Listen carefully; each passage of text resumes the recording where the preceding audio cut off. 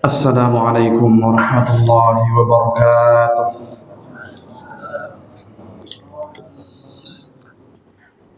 Innal hamdalillah nahmaduhu wa nasta'inuhu wa nastaghfiruh wa na'udzu billahi min shururi anfusina wa min sayyiati a'malina. May yahdihillahu fala mudilla lahu wa may yudlil fala hadiya lahu. Asyhadu an la ilaha illallah wahdahu la syarika lahu. وأشهد أن نبينا محمدا عبده ورسوله لا نبي ولا رسول بعده اللهم صل على نبينا محمد وعلى آله وصحبه ومن والاه يا أيها الذين آمنوا اتقوا الله حق تقاته ولا تموتن إلا وأنتم مسلمون أما بعد فإن أحسن الكلام كلام الله وخير الهدي هدي محمد صلى الله عليه وسلم وشر الأمور محدثاتها فإن كل محدثة بدعة وكل بدعة ضلالة وكل ضلالة في النار. Alhamdulillahirabbil alamin. Pertama-tama yang paling utama, marilah kita panjatkan puji syukur kita kepada Allah Subhanahu wa taala yang telah memberikan nikmat yang sangat begitu luar biasa banyak kepada kita semua. Ya, alhamdulillah atas nikmat yang Allah berikan di sore menjelang malam kali ini kembali kita bisa merasakan nikmat kehidupan. Alhamdulillah kita masih bisa untuk bernafas, mampu untuk bergerak dan mampu untuk beraktivitas. Ini merupakan nikmat yang besar yang Allah berikan kepada kita sehingga wajib kita untuk bersyukur kepadanya. Demikian pula kita bersyukur kepada Allah Azza wa Jalla di mana Allah Rabbuna memberikan kepada kita nikmat berupa mampu untuk hadir di kajian pada hari ini. Ini adalah nikmat yang besar karena setiap detiknya dalam thalabul ilmi itu adalah bernilai pahala. Apalagi ketika dilakukan dalam rangka intidharus shalah ba'da shalah, yaitu adalah kita lakukan di antara salah waktu salat. Jadi mana Nabi mengatakan fadzalikumur ribat, maka pahalanya sama seperti orang yang berjihad. Dan juga intinya adalah betapa banyak nikmat yang Allah berikan kepada kita sehingga lagi-lagi kita terus bersyukur kepadanya atas nikmat yang Allah berikan. Semoga Allah Rabbuna senantiasa berikan kepada kita nikmat sehat walafiat, dijauhkan dari segala macam penyakit, virus, keburukan dan lain sebagainya, dan senantiasa kita pun diberikan keberkahan dalam hidup, diistiqomahkan dalam beribadah hingga akhirnya kita menjadi insan yang bahagia dunia maupun di akhirat. Amin amin ya rabbal alamin. Kemudian setelah mengucapkan at-tana atau pujian kepada Allah Subhanahu wa taala, salawat iring salam tetap tercurahkan kepada Nabi kita yang mulia Nabi Muhammad sallallahu alaihi wasallam beserta para keluarganya, para sahabatnya serta para pengikut sunnahnya hingga akhir zaman. Sehat semua ikhwan dan juga akhwat fillah di sini? Diam semua ditanya. Ya alhamdulillah. Biar sehat semua ya, biar sehat jasmaninya, ruhaninya, dompetnya semua sehat ya. Baru ngomong gitu mah udah ngomong. Amin dah kan semua. Alhamdulillahirabbil alamin. Ya, hari ini kita masih membahas kitab Bulughul Maram min Jam'i Adillatil Ahkam. Pada pertemuan terdahulu ya sudah kami sampaikan tentang cara mengkafani jenazah. Kita masih membahas tentang Kitabul Janaiz atau kitab yang berkaitan dengan jenazah. Ya, pada pertemuan terakhir sudah kita sampaikan tentang bagaimana dalam mengkafani jenazah. Ini mudah alhamdulillahirabbil alamin, yang susah adalah apa nih kira-kira? Mentalnya. Tapi alhamdulillahirabbil alamin di sini banyak yang sudah menjadi tim, mental pasti terbentuk ya. Maka kemudian kita mari untuk berlomba-lomba dalam beramal saleh untuk mengurusi jenazah kaum muslimin. Dan pada hari ini kita akan masuk ke ibadah yang berikutnya yang berkaitan dengan prosesi jenazah, yaitu adalah as-salatu 'alal mayyit atau kita mensalati mayit, ya mensalatkan mayit. Yang tersebut ini pun sebagai fardu kifayah atau wajib kifayah harus kita lakukan. Yang dimana ini merupakan kewajiban ya seorang muslim kepada saudaranya yang telah wafat. Walaupun wajibnya tidak wajib ain, tapi fardunya fardu kifayah. Seorang segelintir orang untuk mengerjakannya, maka semua akan sudah terlepas beban dari pundak-pundak mereka. Dan juga ya Nabi SAW itu menyampaikan kepada kita yang disampaikan oleh Al-Imam Ibnu Hajar Al-Asqalani, beliau mengatakan hadits Nabi beliau nukilkan dari Abu Hurairah, Nabi mengatakan man syahidal janazata hatta yusalli 'alaiha falahu qirat. Siapa dia yang menyaksikan jenazah, dia datang ke rumah jenazah, kemudian dia mengantarnya sampai disolatkan, maka mendapatkan pahala 1 qirat. Ya, qirat itu berapa kira-kira? Nah, sebesar apa? Gunung Uhud. Wa man syahida hatta tudfan, dan ketika dia menyaksikan mayit sampai dia itu dimakamkan, falahu qiraton, maka dia akan mendapatkan 2 qirat. Nah, sehingga ini sebagai peringatan, demikian pula nasihat untuk kita agar kita ikut serta dalam mensolati jenazah. Terkadang banyak orang-orang yang entah bagaimana itu ya, orang-orang itu ketika mereka itu bertakziah banyak, kemudian ingin mengantar ke pemakaman pun banyak, tapi mereka terhenti langkahnya di hadapan masjid, kemudian mereka menaiki motornya dan tidak ikut jenazah. Bukan di sini ya, tapi kalau di daerah kami masih banyak seperti itu, yang nganterin jenazah banyak itu, tapi nggak mau pada nyolatin. Yang nyolatin paling beberapa orang, ya memang banyak, tapi jika dilihat paling banyaknya orang yang di atas motor itu. Padahal ini merupakan kesempatan emas untuk kita agar kita ikut serta dalam prosesi pengurusan jenazah, di antaranya adalah kita mensolatkan. Karena ini merupakan momen yang dimana tidak hanya sebatas kita berbuat baik kepada saudara kita kaum muslimin yang wafat, tapi ini pun momen untuk mendapatkan pahala yang banyak. Karena tidak semua kita mendapatkan giliran untuk mengurusi jenazah, akan repot nanti kalau semuanya ngurusin. Cukup 2, 3, 5 orang untuk ngurusin, kelar. Nah, kita gimana nih? Ada kesempatan untuk mendapatkan pahala, yaitu ketika diapakan? Disolatkan, kita ikut. Maka pahalanya tadi 1 qirat, 1 gunung Uhud. Jadi kita ikut serta dan kita termotivasi untuk mensolatkan jenazah karena pahalanya besar. Nah, kemudian Ibnu Hajar Al-Asqalani sebelumnya dalam hadits ini beliau menyampaikan pula dari hadits Abu Hurairah, beliau mengatakan asri'u bil janazah, maka percepatlah kalian untuk mengurusi jenazah. Fa in taku salihatan fa khairun tuqaddimunaha ilaihi, kalau memang jenazah ini adalah orang yang saleh, maka kamu sudah berikan kebaikan kepada orang itu. Wa in taku siwa dzalika fa syarrun, ya, namun kalau memang orang ini adalah buruk, fasyarrun tad'unahu ala riqabikum, adalah sebuah keburukan yang sudah kamu taruh dari punggung kamu. Maksudnya adalah udah kewajibannya untuk tunaikan. Jadi Nabi itu beliau di sini menyiratkan kepada kita ya agar kita mempercepat pengurusan prosesi jenazah.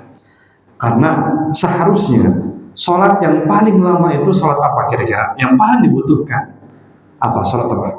Jenazah harusnya. Kenapa? Karena ini momen terakhir kita mensalatkan jenazah tersebut agar dia diampuni oleh Allah, kan begitu. Ini momen yang benar-benar terakhir nih, benar-benar terakhir.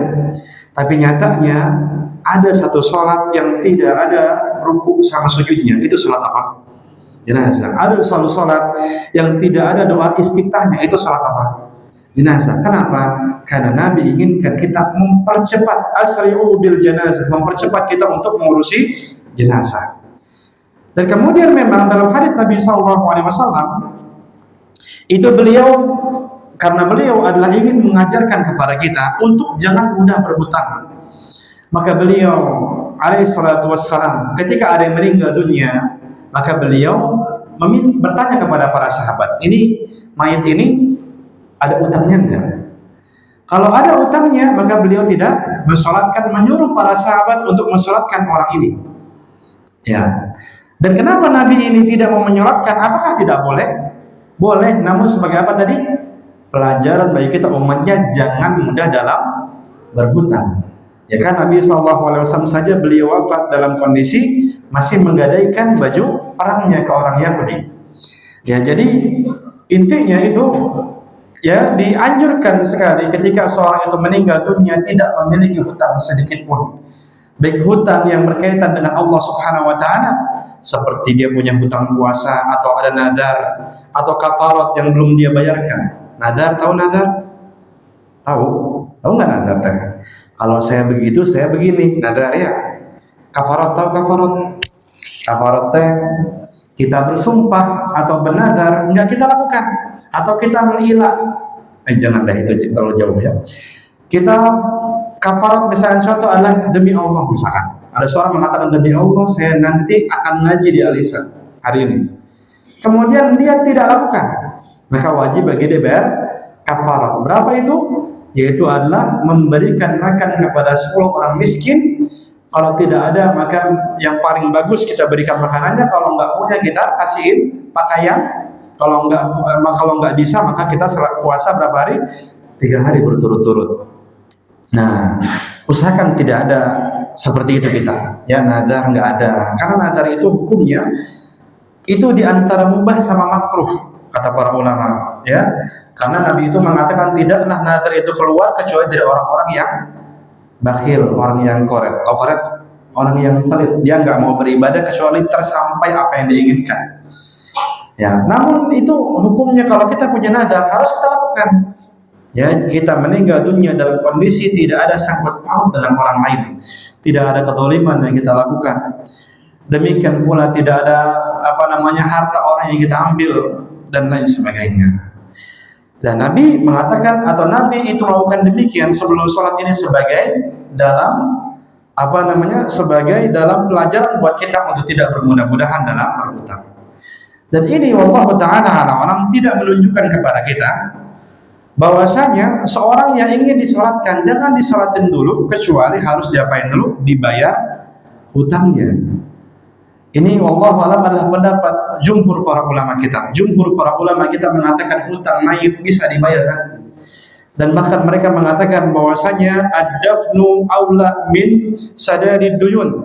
Pada saat itu mengubur itu lebih utama ketimbang ngurusin hutangnya mayit. Ya. Jadi bisa nanti gitu. Jadi dikhawatirkan salah paham dengan hadis tersebut. Kita katakan kalau orang punya utang, selesaikan dulu utangnya baru dikuburin biar dia tenang atau yang lain. Tidak bisa nanti. Karena para ulama kecuali Imam Daud Adh-Dhahiri, ya Dhahiri, mazhab Dhahiriyah mengatakan hutang dulu harus dibayar karena Nabi itu nyuruh. Tapi para ulama kita jumhur mengatakan justru adalah kita ngurusin dulu sampai selesai, baru hutang dan lain sebagainya. Jadi silahkan kalau kita sebelum menyolatkan kita ada pengumuman misalkan di rumah atau di masjid, nanti yang punya hutang silahkan, atau yang punya sangkutan dengan almarhum misalkan silahkan datang ke saya untuk mengabarkan dan lain sebagainya. Seperti itu.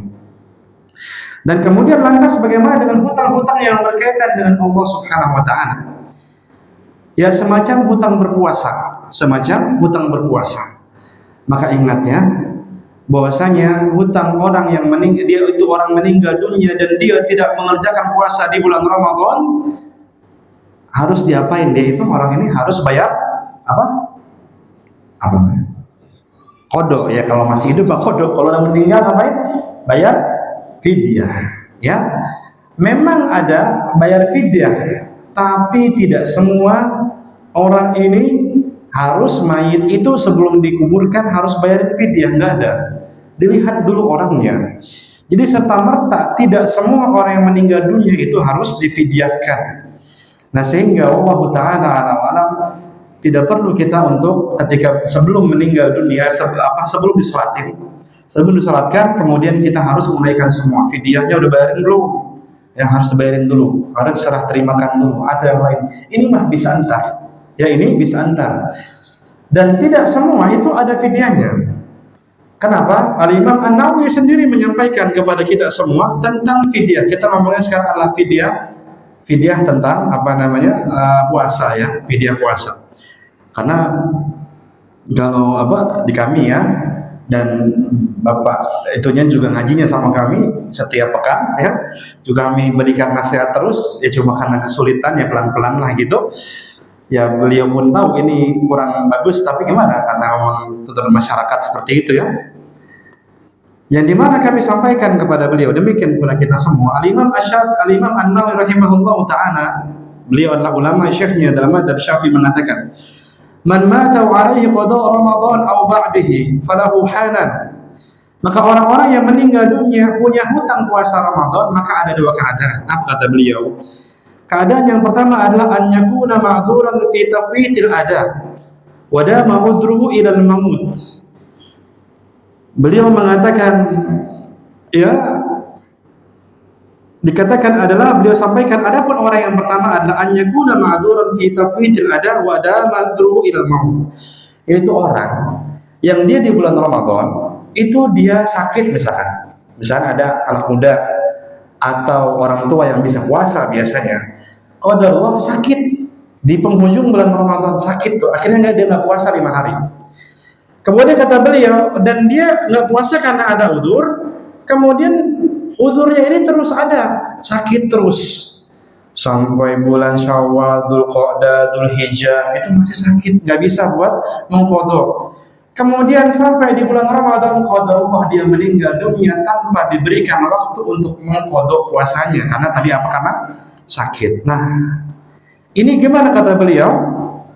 Beliau mengatakan, lam yajib syai'un ala warathatih wala fi tarikatih la siyama wala it'am wa hadha la khilafa fihi indana. Beliau mengatakan kalau kayak gini itu nggak ada kewajiban sama sekali ahli warisnya ngapa-ngapain, nggak ada kata beliau. Ya, baik itu adalah untuk orang-orang yang dari harta yang dia tinggalkan, atau ahli warisnya puasain dia, atau fidyahin dia, itu nggak ada kata beliau. Wa hadza la khilafa fihi indana. Ini adalah tidak ada perbedaan sama sekali pendapat di kalangan kami madhab Syafi'i. Atas penjelasan paham nggak? Jadi kata beliau, misalnya contohnya seorang yang safar seorang safar, dia nggak puasa selama sebulan, dia safar, qadarullah safar, nah kemudian akhirnya meninggal dunia karena safar, misalkan dia safarnya kemana-mana, pergi-pergi begitu. Nah kemudian dia kecelakaan, tidak ada waktu dia untuk pulang atau tidak ada waktu dia untuk berpuasa karena safar terus, capek nggak bisa nantinya. Pertanyaannya, ahli warisnya bayarin fidyah atau tidak?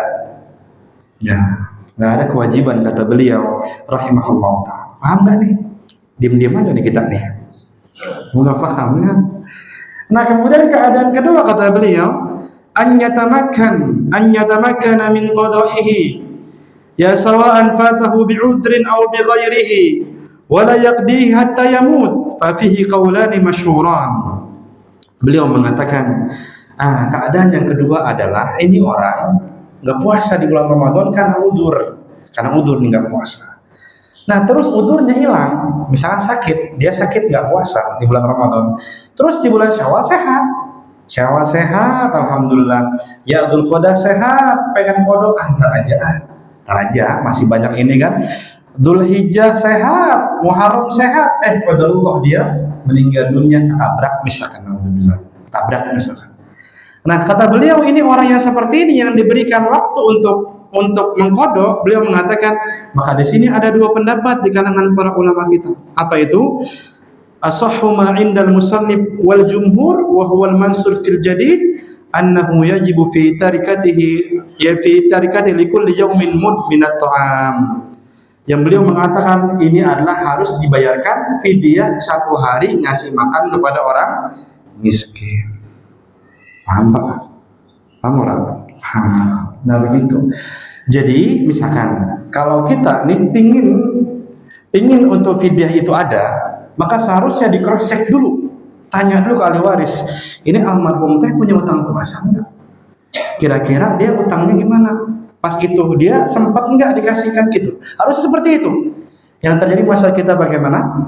Langsung aja bawanya yang meninggal 2 karung beras, bukan di sini bukan. Itu sampaikan aja di daerah saya ya, karena ini pun tidak saya disampaikan juga di sana. Saya sampaikan kepada Bapak Ustaz, saya sampaikan ini hal ini. Ya, pokoknya 2 karung beras harus beli ya, 1 karung, mau dia sholat, mau dia kagak, mau dia puasa, mau dia orang soleh, mau dia bodo amat, tetap bayar 2 karung beras atau 1 karung beras. Nah ini tidak ada seperti ini ya. Jadi Imam Nawawi sendiri saja mengatakan ini harus diperinci dulu nih, begitu. Ya, begitu sehingga demikian. Dan kemudian apa yang kami rasa ya, nah ketika uang fidyah itu buat siapa? uang fidyah biasanya tadi itu duit apa? Beras itu kan, beras diduitin biasanya. Kemudian malak tukum yaitu apa diakadkan di hadapan mayit ya. Kemudian setelah itu maka biasanya kami mendapatkan. Biasanya itu ustaz-ustaz dapat. Ustaz, astagfirullahaladzim. Kasihan banget ya orang-orang yang susah ya, akhirnya kita yang dapetin juga gitu. Saya dapat biasanya ada nganter amplop lumayan 200.000, masya Allah. 2.000. Ini salah ini salah, ini kayak gini salah ya. Ini pun sudah kami sampaikan ya akan hal ini ya, namun memang butuh proses akan kebenaran ini. Begitu, apalagi orang ini sedih. Alhamdulillah kalau kita punya duit mah, alhamdulillah keluarga kita kalau ada uang mah. Tapi banyak orang-orang yang bahkan makan aja susah gitu, beli beras susah, pas meninggal disuruh buat beli beras buat orang lain. Aduh ya Allah, sedih banget. Itu maksudnya, makanya ya agama kita tidak pernah mengajarkan kepada kita utang piutang tuh ya, tidak pernah ngajarin. Boleh tapi nggak ngajarin. Saya Nabi aja minanya tadi kan seperti itu. Dan agama kita tidak pernah ada ajaran sedikit pun bikin kita susah ngemis-ngemis sama orang atau minjem duit ke orang biar melakukan sebuah tradisi. Ada enggak? Ada. Ada enggak? Coba saya tanya. Ada enggak ibadah yang Nabi itu nyuruh buat kita, membuat kita miskin, minjem duit ke orang? Ada enggak? Nanya nih, gitu, baik. Ada enggak? Jujur aja. Nggak ada. Haji umroh minjem duit, kan orang-orang itu haji umroh minjem duit. Oke, wajib nggak sebenarnya dia buat haji umroh kalau nggak punya duit? Nggak wajib, nggak ada. Alhamdulillah ini merupakan kemudahan agama kita. Ya maka jangan kita beratkan kaum muslimin ketika meninggal dunia. Ya dengan itu kasihan masya Allah. Maka sering saya juga sampaikan ya betapa terkadang ya, tradisi seperti ini memberatkan sekali ya. Ketika nangis pun nggak sanggup nangis, mau nangis sedikit dipanggil, udah nyiapin amplop belum? Saya lihat sendiri Pak, soalnya saya lihat sendiri gitu, saya marahin benar saya. Ya sudah saya sampaikan ya, dan itu ada teman saya, orang tuanya meninggal dunia, teman masih kecil gitu, kemudian di malam hari gitu, kemudian dia nangis sampai pingsan masya Allah. Kemudian ketika baru siuman nangis melihat ibunya meninggal dunia, nangis kesembuhan. Dipanggil Pak RT, no tamu udah banyak, sediain kopi cepetan dibikin nih. Ya ada iklan itu, nangis. Sedih kita ngelihatnya. Saya sampaikan ini gimana hati nurani kita, gimana? Ini lagi kehilangan ini, ngapain seperti itu? Tolong ada empati sedikit kita. Ini orang lagi sedih ini. Dan ini terjadi dalam masyarakat kita. Mau kita ngeles, mau gimana pun terjadi ini. Makanya ini yang lagi-lagi harus kita nasihatin orang-orang. Jangan seperti itu. Ya kasihan orang. Ingat kedoliman sekecil apapun akan ditanya oleh Allah Subhanahu Wa Taala. Orang ini lagi sedih. Ya, jangan kita malah berbalik dengan sesuatu yang berat-berat. Inilah para ulama kita udah nyampaikan kepada kita tentang kematian, caranya gimana, disampaikan. Menunjukkan kepada kita tentang jangan kita memberatkan itu. Makanya Nabi nyuruh asrimu, cepetin ngurusin jenazah, udah kuburin, udah begitu Nabi nyuruh. Karena khawatir nanti ada beban demi beban yang datang. Karena sudah saya sampaikan akan tersebut. Ya, begitu. Jadi tidak semua itu, ya orang itu ada utang puasa itu ada fidyahnya. Maka jika dibayarkan, maka ini bayaran apa? Ya, ini adalah gulu dalam beragama. Ini adalah terlalu berlebihan dalam beragama. Demikian pula ya, tidak ada pendapat para ulama kecuali pendapat ini lemah. Ya, pendapatnya lemah memang ya. Kami katakan memang ada dalam madhab Hanafiyah, demikian pula beberapa ulama Syafi'iyah. Ya sebagaimana dalam kitab I'anatul Talibin, demikian pula para ulama yang lain ya. Tapi ini hanya segelintir dikit ulama. Jumhur para ulama, bahkan Al-Imam An-Nawawi, Al-Imam Asy-Syafi'i, dan juga para ulama-ulama yang lain menekunkan kepada kita tidak ada fidyah bagi orang yang meninggalkan sholat. Tidak ada. Ya, disampaikan oleh Al-Imam An-Nawawi rahimahullah ta'ala dalam kitabnya Al-Majmu'. Beliau mengatakan, "Law mata wa 'alaihi shalat aw i'tikaf, lam yaf'alhuma 'anhu waliyuh." Beliau mengatakan kalau ada seorang dia meninggalkan sholat, nggak sholatnya, atau meninggalkan i'tikaf, maka tidak perlu ngapa-ngapain walinya. Wala yaskut anhu bil fidyah salatun walatika. Kenapa? Karena orang mau bayar berapapun tuh fidyah, kata beliau, enggak bisa ngebayar buat apa? Buat sholat itu enggak. Kewajiban sholat dan hukumannya tetap ada. Kalau dia ninggalin ya tidak berpengaruh sama sekali itu fidyah itu buat bayar ketinggalan sholat, kata beliau. Hadza huwal masyhur fil madhab. Ini adalah pendapat madhab Syafi'i ini, kata beliau.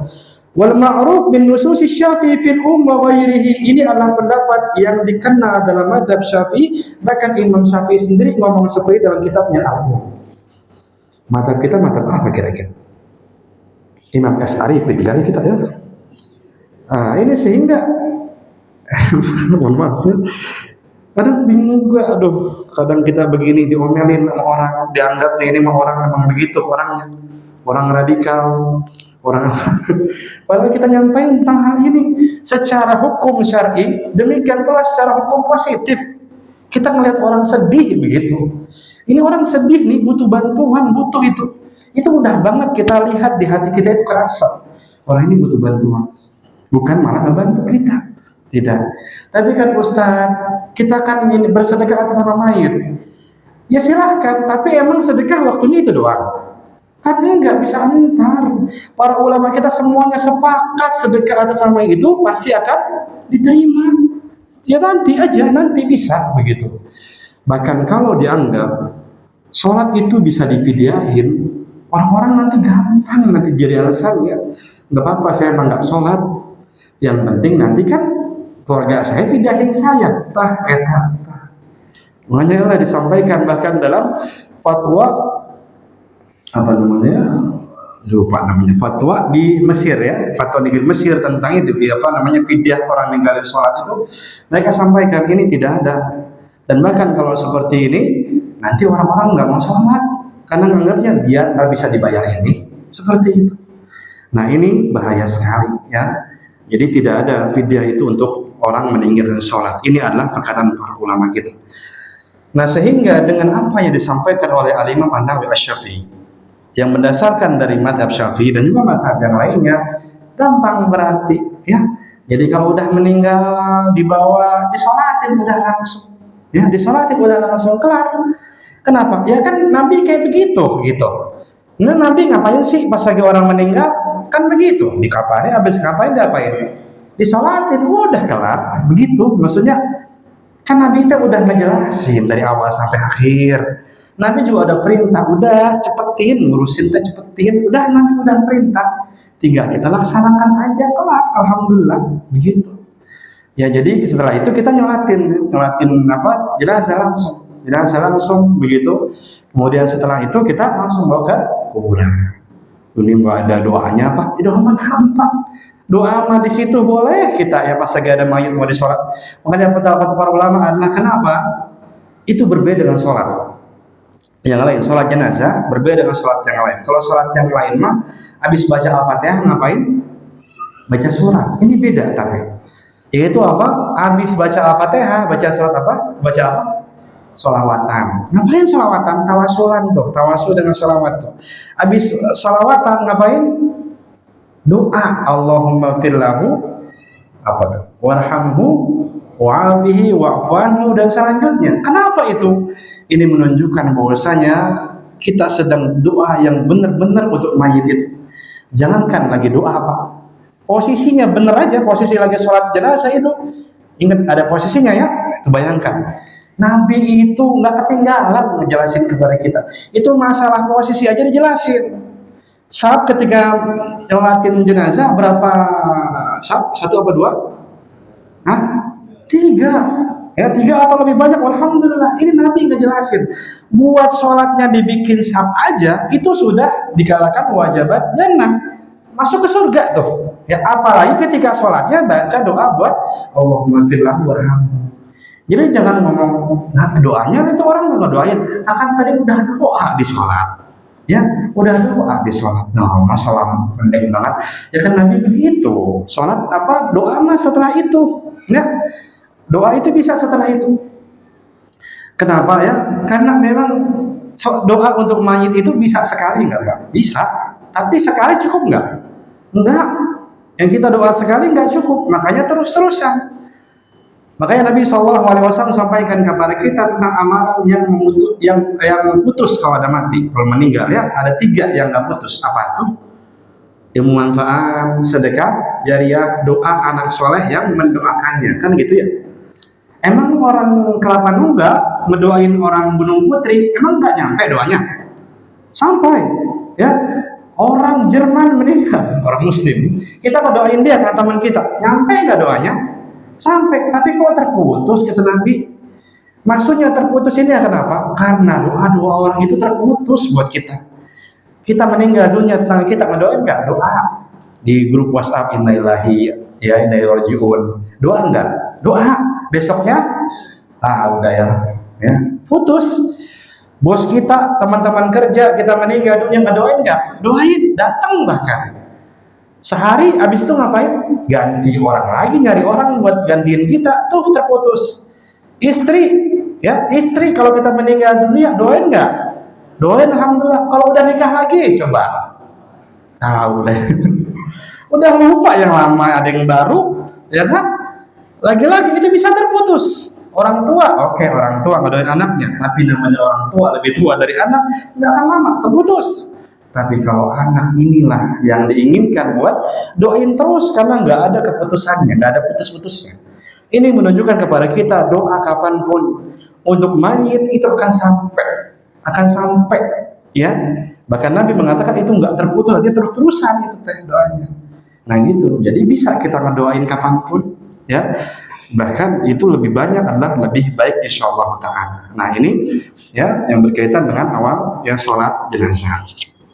Nah kemudian ya kita jelaskan kemudian ya, dan juga alhamdulillah dalam hadits Nabi SAW itu ya diantara hal-hal yang meringankan mayit, ya diantara hal-hal yang meringankan mayit,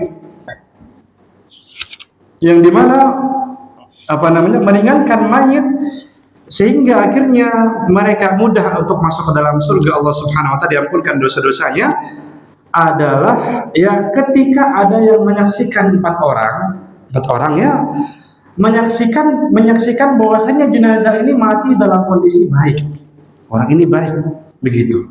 Ada haditsnya ya, Nabi SAW mengatakan ya tidaklah ada 4 orang muslim yang bersaksi bahwasanya seorang jenazah ini adalah baik ya, kemudian kecuali Allah Subhanahu wa taala mewajibkan mayit ini pasti masuk ke dalam surga. Ya.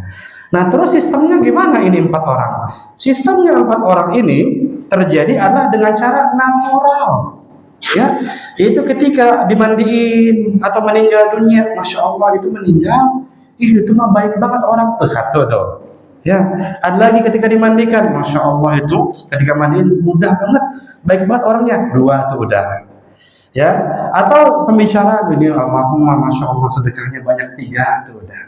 4 dan banyak, natural, tidak perlu untuk dibuat-buat. Mayit ini baik semua jemaah, baik. Begitu ngomong semua kan? Kenapa? Kalau satu aja ngomong nggak baik, digebukin kan? Lah enak-enak aja ngomong nggak baik depan mayitnya. Ya, karena itu natural, maksudnya ada 4 ini tidak dibuat-buat. Karena dibuat-buat bukan persaksian. Bahkan tidak boleh kita sumpah palsu. Nah, sehingga persaksian ini tidak dibuat acara gitu. Dia normal aja, kapan saja gitu. Ya kapan saja ini berlangsung, tidak dibuat acara. Jemaah semua, ini baik enggak? Baik, bukan. Tapi ini hadits ini adalah secara natural kita berjalan akan hal tersebut. Ya jadi begitu, tidak ada ritual khusus ya yang berkaitan dengan menyolati jenazah, dan ini kita dapatkan. Silahkan deh cek kita para ulama kita dalam mazhab deh, silahkan. Begini emang begitu.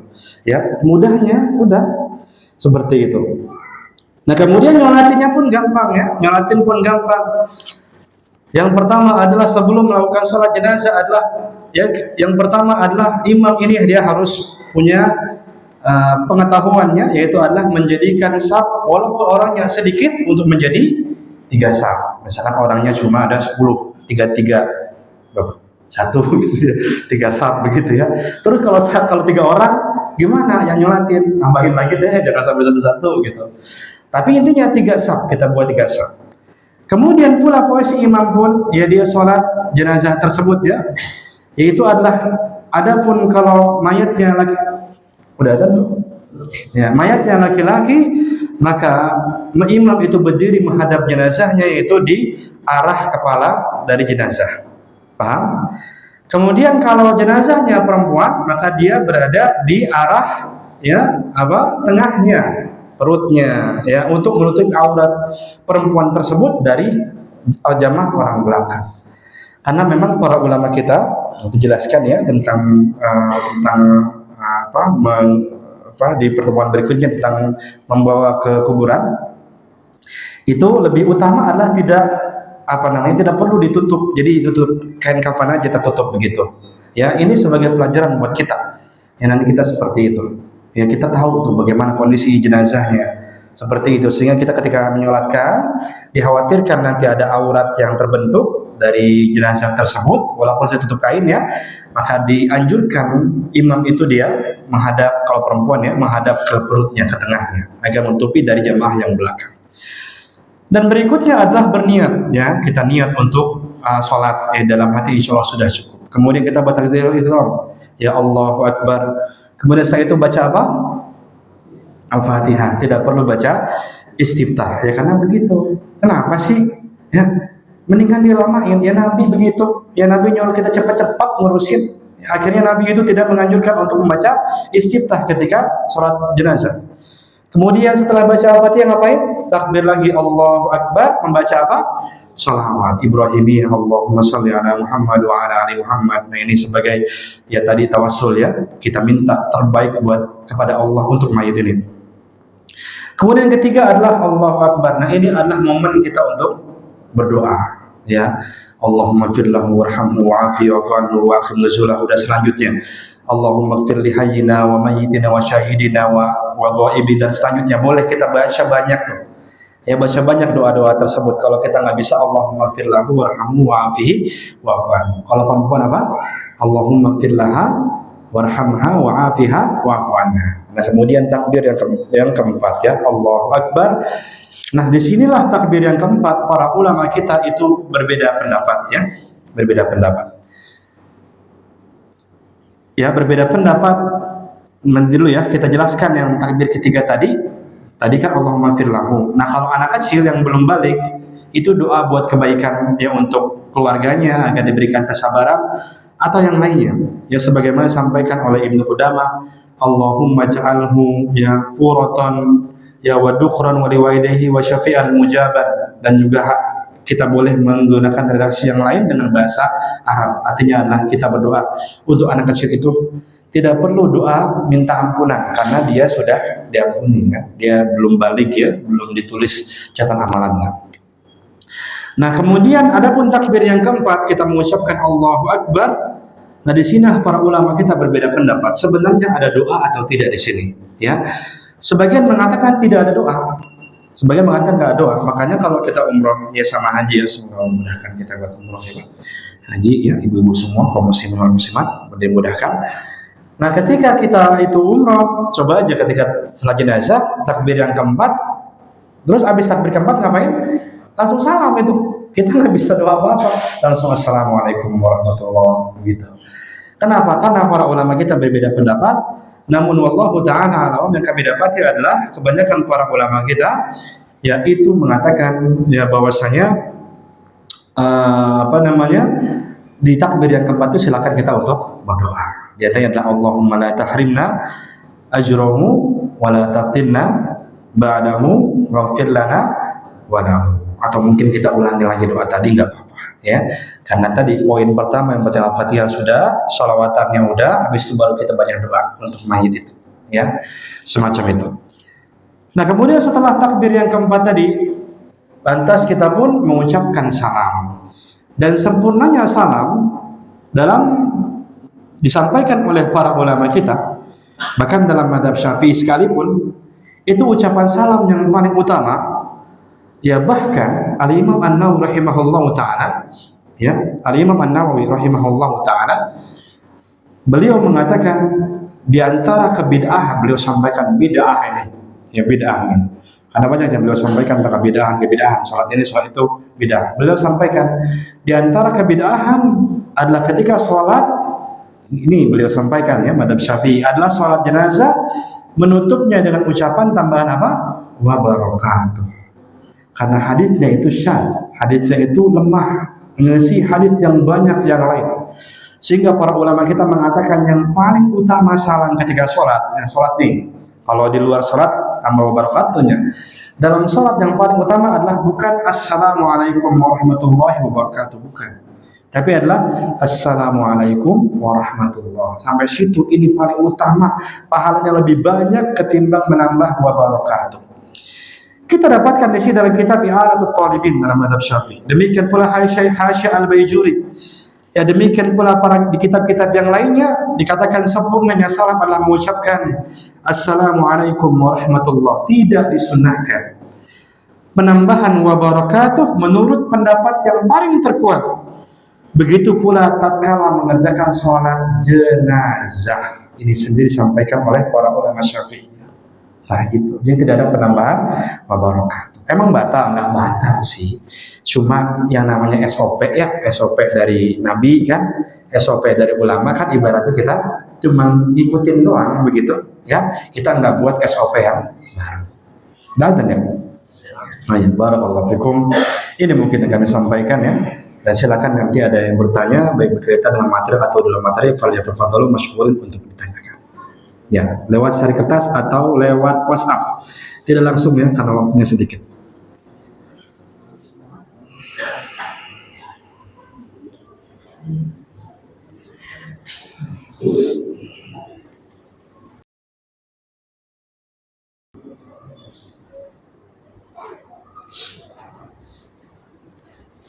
Bismillah.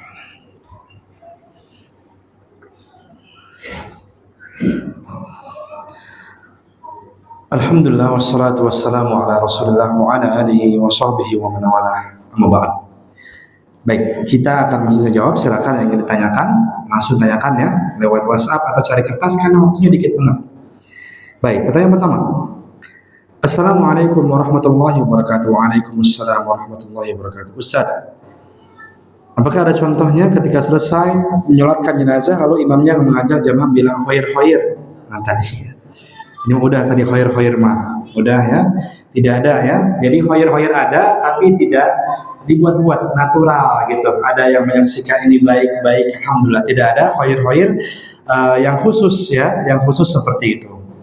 Jadi alhamdulillah tadi sudah kami sampaikan betapa Nabi itu sangat begitu sayang sama kita. Semuanya Nabi jelasin, semuanya Nabi praktekin gitu. Dan nyatanya ya, tidak kita dapati Nabi itu melakukan seperti ini. Ya udahlah kan SOP-nya begitu. Ya udah kita jalanin aja kan udah ibaratnya udah ditentukan dengan beliau, kita lakukan, insya Allah kita sudah selamat dengan itu. Nah ya, jadi tidak ada khair tadi. Allah Ta'ala a'lam. Ya, Hati mau nanya silakan. Assalamualaikum warahmatullahi wabarakatuh. Waalaikumsalam warahmatullahi wabarakatuh. Bagaimana jika kita ketinggalan sholat jenazah?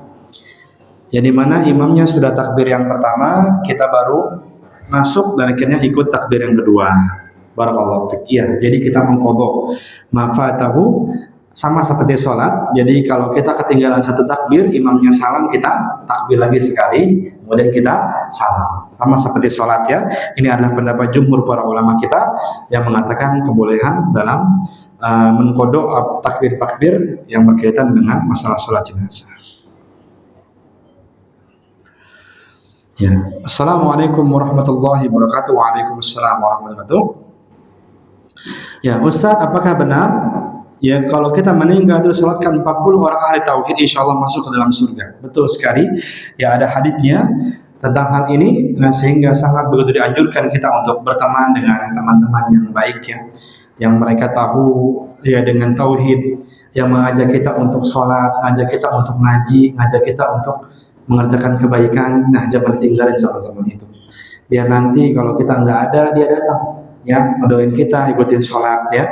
Maka ini sangat begitu butuh kita akan mereka. Ini adalah diantara syafaat yang dirasakan oleh orang yang meninggal dunia, itu ketika yang meninggal ketika ada meninggal dunia disolatkan 40 orang tauhid yang mentauhid ya, bahkan lebih. Nah, ya. Posisi untuk yang 2 orang tapi beda ini, atau misalnya Iwan atau Ahmad dia meninggal dan untuk menyuarakannya asal sekali sholat atau di tafsirnya. Nah, ketika ada yang sholat meninggal bapak itu sama anaknya sholat tambahan posisinya terus sekali sholat. Barakallahu fiik. Iya, tadi jika adanya posisi imam yaitu kepala di arah kepala, di arah pertengahan mayit, maka itu adalah kenapa hikmahnya disebutkan di antara kata para ulama adalah untuk menutup aurat ya mayit tersebut dari pandangan orang-orang yang di belakangnya yang sholat, sehingga tidak khusyuk yang melihat perempuan auratnya terbentuk, maka ditutup. Nah, sehingga dengan ilah ini sebagian para ulama kita mengatakan cukup ketika itu dibariskan saja. Karena ketika sudah di situ dibariskan maka sudah tertutuplah tadi misalkan aurat-aurat tadi ya, karena mayitnya itu 2 misalkan, maka sudah tertutup. Namun sebagian ulama yang lain mengatakan tetap sesuai dengan petunjuk hadis, yaitu adalah laki-laki di kepala, kemudian wanita itu di tengah. Nah, demikian pula anak kecil, bagaimana laki-laki sama wanita juga itu sama dengan hukumnya. Jadi kalau kita mampu untuk membariskan mayit sesuai dengan itu maka silakan. Namun kalau memang tempatnya terbatas atau yang lainnya maka tidak masalah ya, kita letakkan mayit di misalnya tidak seperti itu ya, dia di samping kanan samping kiri karena banyak ini, insyaallah tidak mengapa. Barakallahu fiik. Ya, ada yang lagi? Enggak ada. Tumben nggak ada nanya ini. Apa nggak ada yang nanya ini? Assalamualaikum warahmatullahi wabarakatuh. Waalaikumsalam warahmatullahi wabarakatuh. Ustaz, bagaimana hukum mensalati jenazah di kuburan? Nah, barakallahu fiik. Ya, mensalatkan jenazah di kuburan itu boleh, ya, sebagaimana Nabi SAW perintahkan. Ya, jadi kalau kita melihat ada video, ada foto, itu orang-orang pada nyolatin kuburan, itu apa itu? Kuburiyun apa? Bukan, itu adalah bagian dari sunnah. Karena Nabi pernah, beliau dikabarkan ada seorang budak hitam ya, laki-laki atau perempuan, riwayatnya itu di situ ragu-ragu ya.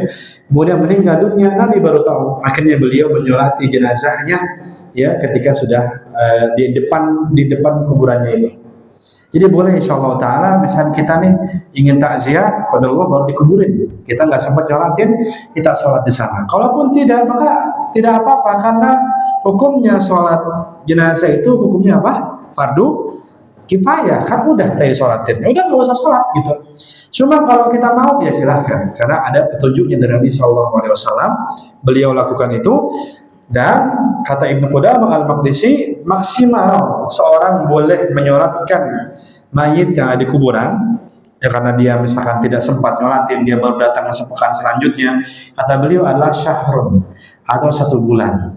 Kalau sudah lebih maka tidak diperbolehkan. Ini kata beliau rahimahullah ta'ala. Allah.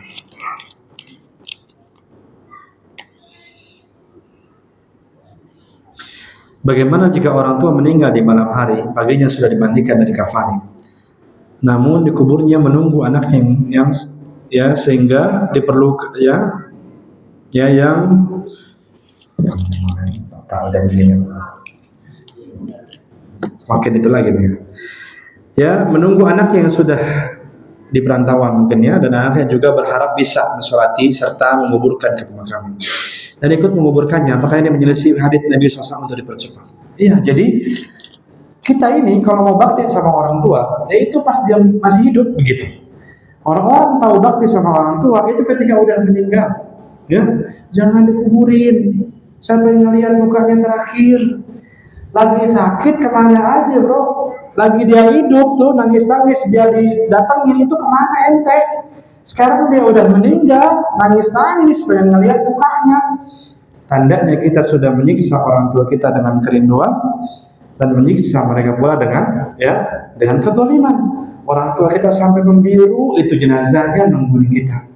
Udahlah, kita ikhlaskan saja, ya, kita kuburkan saja seperti itu. Namun jika ada maslahat, misalkan ada maslahat besar dan waktunya pun tidak banyak, kita mungkin hanya beberapa jam begitu, ya, apalagi meninggalnya malam, dikuburnya pagi, maka silahkan kita minta tolong, ya, karena saya perginya pagi, datangnya pagi, nanti saya ingin sholatin begitu. Jadi silahkan, tapi jangan sampai ya kita cuma tahu bakti sama orang tua pasti mereka udah meninggal, akhirnya kita minta jangan dikuburin dulu. Kemana aja kita ketika mereka masih hidup? Demikian ya.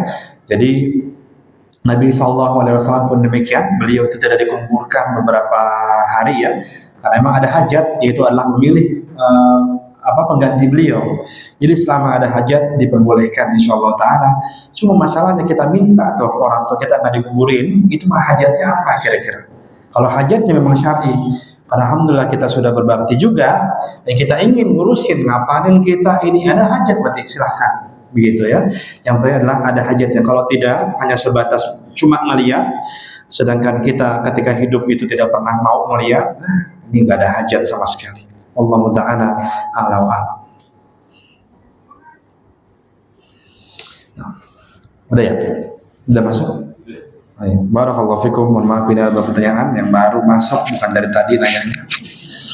Kita akhiri pengajian kita pada hari ini. Semoga manfaat untuk saya pribadi, kemudian kepada jamaah semua.